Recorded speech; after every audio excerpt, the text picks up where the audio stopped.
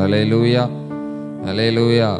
கர்த்தருடைய வார்த்தையை தியானிப்பதற்கு முன்பாக ஒரு காரியத்துக்காக நாம் ஜெபிக்க போகிறோம்.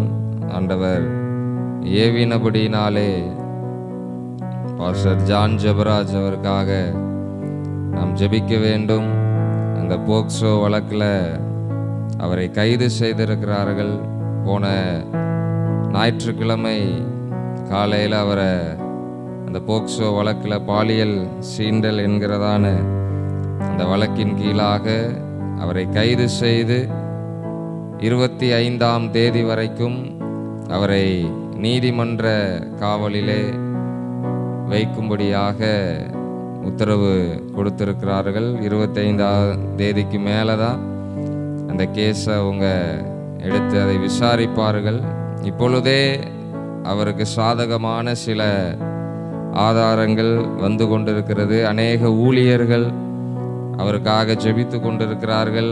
அநேகர் அவருக்கு ஆதரவாக பேசி கொண்டிருக்கிறார்கள். நேற்றைய தினத்தில் செய்தியில் வந்திருக்கிறது, போக்சோ வழக்கு கொடுக்கிற அளவுக்கு வலுவான ஆதாரங்கள் இல்லை என்று சொல்லி. ஹல்லேலூயா.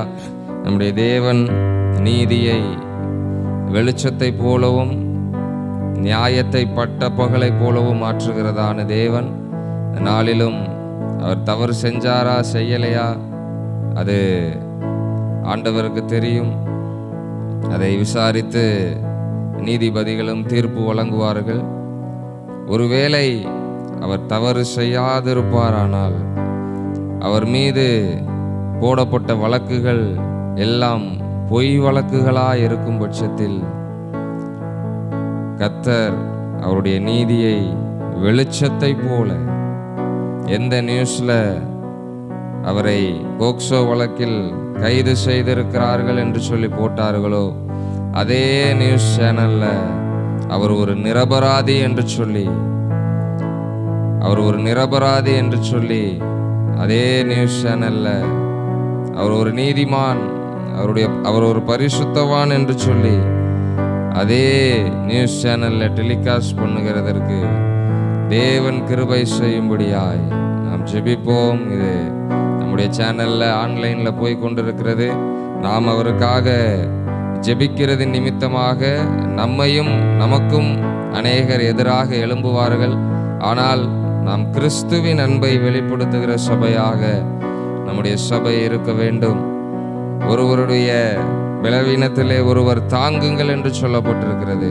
அந்த அருமையான பாஸ்டர் அவருடைய பாடல்கள் அநேக லட்சங்களுக்கு கிறிஸ்துவ மதத்தை தாண்டி அநேகருக்கு அது ஆசீர்வாதமாக இருந்திருக்கிறது. அநேக நன்மைகளை அவர் செய்திருக்கிறார். ஆனாலும் ஒரு சூழ்நிலை தேவன் அதை அனுமதித்திருக்கிறார். ஆனால் இந்த சூழ்நிலை அவருடைய ஊழியத்தை அழிப்பதற்காக அல்ல, இந்த சூழ்நிலை அவரை ஒரேடியாக அழிப்பதற்காக அல்ல, மீண்டும் அவரை எழும்பச் செய்ய, இன்னும் பல 1000 மடங்கு தேவன் மகனை எழும்பச் செய்ய தேவன் உண்மையுள்ளவராயிருக்கிறார். அழைத்தவர் உண்மையுள்ளவர். அவர் மரண பரியந்தம் நடத்த அவர் போதுமானவராயிருக்கிறார். ஹல்லேலூயா. ரிஷா தல ரப ஹந்தலரா. மகனை ஆண்டவரே உம்முடைய கரத்தில் ஒப்பு கொடுத்து நாங்கள் ஜெபிக்கிறோம். என் தேவ ஆவியானவர் மகனுடைய நீதியை வெளிச்சத்தை போல, மகன் மீது இருக்கிற நியாயத்தை பட்ட பகலை போல ஆண்டவரே விளங்கச் செய்வீராக.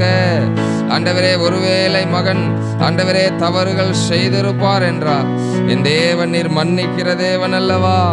ஆண்டவரே, மகனுடைய இருதயத்தில் ஒரு மாற்றத்தை உண்டு பண்ணுவீராக.